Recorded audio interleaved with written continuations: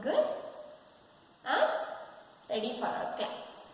Last class what we have learnt about, we have started a new unit called compounds, elements and mixtures. In that what we have learnt, has just started what is a matter, and we have learned about the types of matter. What's a matter? Anything that has mass and which occupies some space are called matter. Now, next, the types of matter. What are the two types of matter? Pure substance, impure substance or mixture. Again, we have classified this pure and impure substances, right?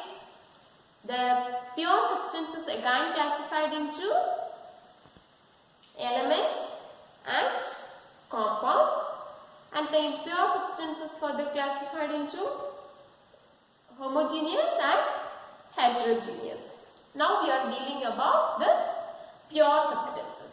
What is pure substance? Last class we have learned about what is pure substance and what are the properties of pure substance. What is a pure substance? Substances with same types of atom. That is, gold means it will have only gold. Water means it will have only water molecules. From where you take the water, it will have only same properties, same features. They are called pure substances. Some of the examples are gold, silver, water, etc. are the examples of pure substances. Then properties. The chemical properties does not change. Melting and boiling point does not change. It is made of same type of atoms. These are the properties of pure substances. Now, pure substances are divided into two types. What are they? Elements and compounds. These elements are further classified into three types, and these compounds are further classified into two types. What are the three types of elements? What are the classification of elements? Very good. Metals, non-metals and metalloids. Three types of elements are metal, non-metal and metalloids. Today's class we are going to learn about this elements. Elements and the types of elements.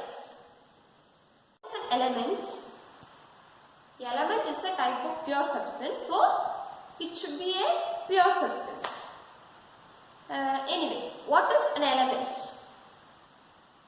Elements are substances which has only one type of atoms. Only one type of atom. What is this only one type of atom?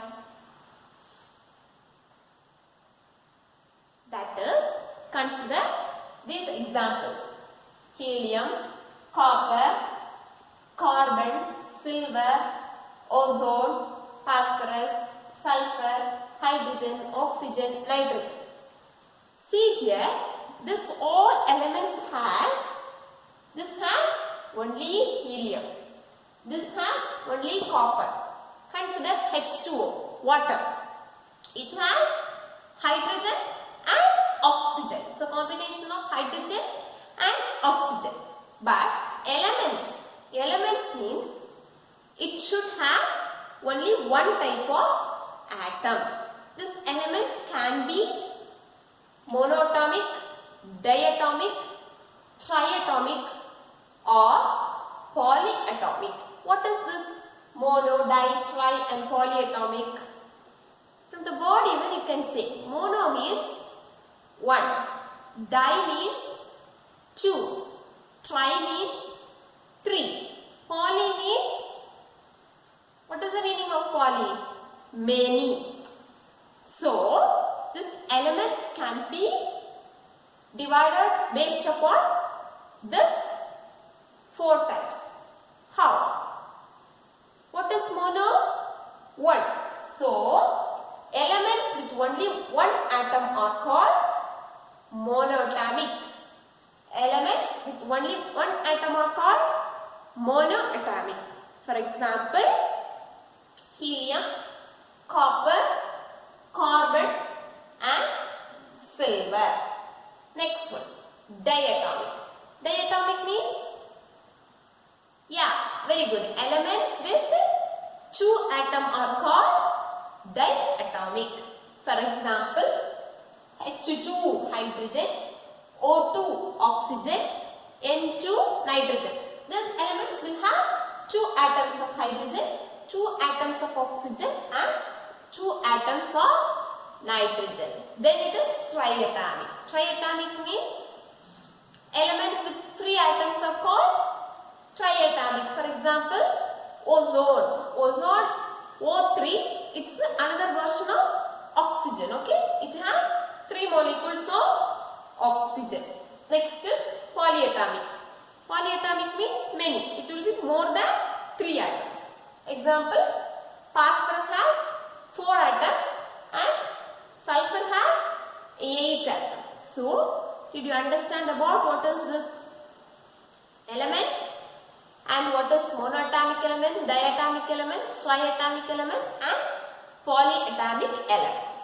Clear about this? Next is, we are saying this elements, matter is composed of elements. These elements are present in everything what we see. How many elements are there? Already you have learned about this. How many elements are present? That is, the whole world has only 118 elements. Only 118 elements combined in some form to build the whole world. Whatever we see in the world has elements, and this 118 elements combines in some form to create this compounds or matter. Clear? All these 118 elements are divided into three types. They are metals, non-metals and metalloids. And these elements are clearly arranged in a particular order in a table. This table is called periodic table. So, we have 118 elements. This 118 elements are classified into three types: metals, non-metals and metalloids. This classification is based upon their properties, some of their properties, and they are clearly arranged in a table called periodic table. So, clear about the classification of elements. What are three types of elements? Metals, non-metals and metalloids. We can see about this, how these elements are placed in periodic table detailed in the next session. Now, consider this as a table. Just I have drawn a rough table. In this table, we have three types of elements, right? Metals are placed in the left side of the periodic table and non-metals are present in the right side of the periodic table, and the center portion in between these metals and non-metals, the metalloids are placed. Why these metalloids are placed in the center means metals have some properties, non-metals have some properties. These metalloids have the properties between metals and non-metals. They don't follow the properties of metals, they don't follow the properties of non-metals. Its properties lies between metals and non-metals. So, these metalloids are placed in the center of the periodic table. Clear? About this periodic table, we can see some of the properties of metals and non-metals. Metals. Metals are usually solids. These elements are classified based upon some properties. Usually the metals, the elements combined of metals will be solid in nature. And only one, this mercury is liquid in nature. At room temperature, except mercury, all the metals are in solid state. Whereas in non-metals, it may be solid, liquid or gas. At room temperature, the metals are in solid state and non-metals are in solid, liquid or gaseous state. The next one is metals are hard. Metals will be very hard in nature. Non-metals are soft. Here are some exceptions. In metals, sodium and potassium are soft and it can be cut with knife. In non-metals, generally the non-metals are very soft in nature. Exception is diamond. Diamond will be very hard. Next is lustrous. What is lustrous? Lustrous means a property of shining. The surface will be shining. The metals, most metals, for example gold is a metal. This metals will be shining in nature. Whereas the non-metals are non-lustrous. They won't show the property of shining. Exception among these non-metals, graphite iodine has some shining property. The next property is, it is ductile. Ductile means, consider a metal, copper you can take. You can make this copper into wires, right? Metals can be made into wires. By some processes we can make this metals into wires. This property of metals is called ductile. Whereas this non-metals are non-ductile. We cannot make this non-metals into wires. Exception, this carbon fibers can be made into wires. Carbon fibers are non-metals. Even though it is a non-metal, we can make this carbon fiber into wires. The next one is malleable. Next property is malleable. These metals are malleable. Malleable means, consider a metal. It is like a stone we are getting from the nature. Stone or in any shape you are getting from the nature. You have to beat this metal make it into a sheet. If it is possible to make the metal elements into a sheet, it's a metal. These metals are malleable. We can make these metals into a thin sheet. Whereas these non-metals cannot be made into thin sheet. So they are non-malleable. The next property is sonorous in nature. These metals are sonorous in nature. Sonorous means, consider a metal, iron. When you beat this iron, you hear a ringing noise, right? We hear a sound like ringing bell. So this property of element is called sonorous. These metals are sonorous in nature, whereas non-metals are non-sonorous. Next is the metals has high boiling and melting point, whereas non-metals has low melting and boiling point. And one more point is, these metals are good conductors of heat and electricity, whereas non-metals are bad conductors of heat and electricity. Now, shall we repeat?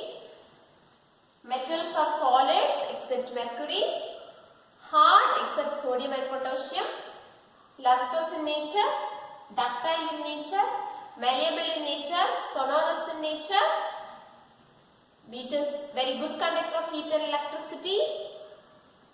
It has high melting and boiling point. Non-metals, it is a solid, liquid or gas at room temperature. It is soft except diamond. They are non-lustrous except graphite and iodine.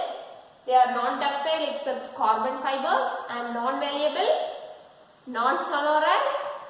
They have low melting and boiling point, and they are bad conductors of heat and electricity. We have learned the properties of metals and non-metals. Then metalloids. What about metalloids? The properties of metalloids lies between this metals and non-metals.